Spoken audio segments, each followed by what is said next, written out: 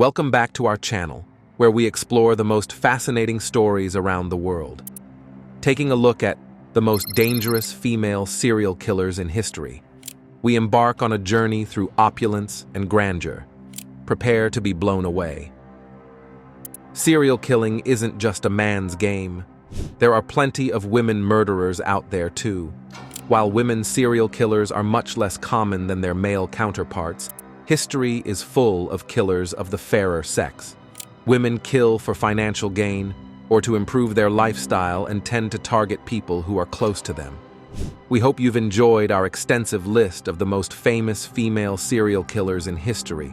Have we missed any? Let us know in comment. Here, the list of most dangerous female serial killers. Amy Archer Gilligan. Amy Archer Gilligan was an angel of death, the Harold Shipman of her day. She ran a nursing home in Windsor, Connecticut, and used her medical role to kill off elderly women and men for profit. Gilligan opened up her care home in 1901, and over the ensuing 13 years, she married 5 different male residents, all of whom died shortly after marrying. After ensuring their lives, Gilligan would use arsenic or strychnine to gradually poison her lovers. When they passed away, Gilligan would collect the life insurance payout. Furthermore, a number of elderly women died under Gilligan's care too, many of which had named Gilligan as their beneficiary in their will in the months prior to their deaths. In total, authorities found 48 deaths from her activities. Rose West. Along with her husband Fred, the Wests were a serial killer duo who committed a series of heinous acts, including killing several of their own children.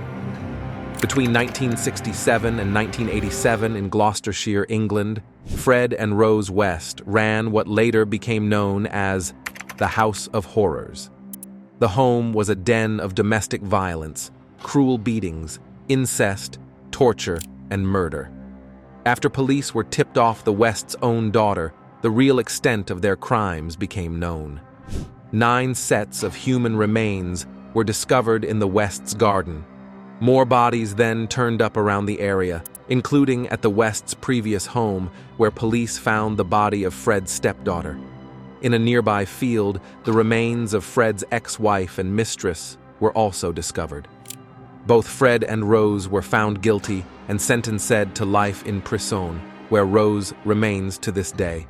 She denies any involvement with the murders, although there exists a good amount of evidence and witness testimony against her. Amelia Dyer.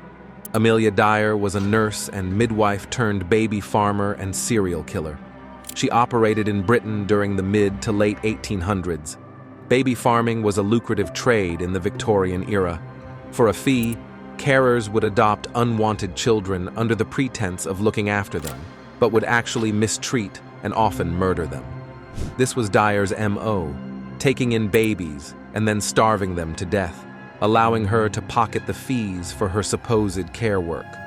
Later, Dyer progressed to faster methods of killing, allowing her to pick up more cash. A local doctor became suspicious of the number of deaths under Dyer's care and ordered an inquest. Eventually, the remains of a number of murdered infants were found in the Thames River and traced back to Dyer. She was hanged for her crimes in 1896. Dorothea Puente.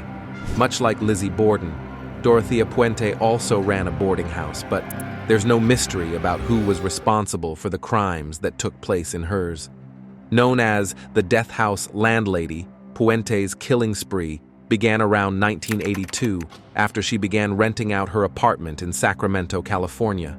Puente would take in elderly men and sometimes drug addicts, wear them down with sleeping pills, and then suffocate them. Afterwards, she'd cash their Social Security checks and pocket the money. Police were alerted to the property after a local disabled man was reported missing. They found 7 bodies on the property, and Puente was charged for 9 in total. Juana Barraza, dubbed the Old Lady Killer. Juana Barraza was a professional wrestler and serial killer from Mexico City, Mexico. Between 1998 and 2006, 16 elderly women were found strangled to death throughout Mexico City. All of the victims were age 60 or over, lived alone and were specifically targeted by Barraza. She would knock on their doors and pretend to be a government worker. Once she gained the trust of her victims, Barraza would attack and strangle them with phone cables or items of clothing. Barraza was apprehended in 2006 and sentenced to a staggering 759 years in prison, where she still remains to this day. Her motivation to kill allegedly stems from her hatred of her mother, who allowed men to rape Barraza as a child. Jane Toppan. Jane Toppan, also known as Jolly Jane, due to her cheerful attitude, was a nurse who moved her way through families throughout the New England area. Quite mysteriously, many of her patients died under care. Unbeknownst to the families of her patients, Toppan was injecting lethal amounts of morphine and atropine into them, both for hedonistic and experimental purposes. After an entire family was wiped out under her care, authorities became suspicious and carried out autopsies on the victims. There, they discovered the true extent of Toppan's activities. Over the course of 20 years, Toppan carried out at least 31 murders, although she confessed to killing somewhere in the region of 70. Belle Gunness. Hell's Belle? Belle Gunness was a violent murderer who may have slain a total of around 40 people, including her husbands and children, up and down Illinois and Indiana. Gunness was a Norwegian immigrant who came to America in 1881 in search of wealth. In 1884, Gunness married her first husband, and very quickly he died of heart failure. A second husband followed, along with a baby daughter, both of whom suffered the same fate. Gunness began posting Lonely Hearts columns in local magazines to entice men to her farmhouse. Once there, she would take their money and kill them. It was only after her farmhouse burnt down that authorities discovered the bodies of 40 men and children. Mysteriously, Gunness vanished, never to be heard from again. In 1908, one of Gunness's farmhands revealed that the whole arson incident had been planned and Gunness had fled with her money. Myra Hindley. Along with her partner Ian Brady, Myra Hindley was one half of the infamous Moors murderers from Manchester, UK. Between 1963 and 1965, Ian Brady and Myra Hindley abducted and killed a total of 5 children or teenagers, stabbing or strangling them, and then burying their bodies on the Manchester moors. The killers regularly returned to the burial sites to pose for photographs.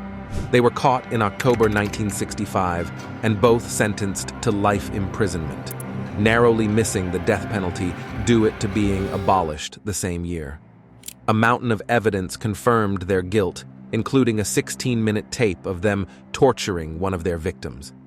The case became one of the most widespread murder cases in UK history, and still to this day, Myra Hindley is considered to be the gold standard of evil women in the UK.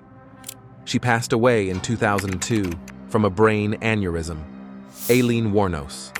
Feminist icon or serial killer, Aileen Wuornos is one of the most infamous names in modern true crime.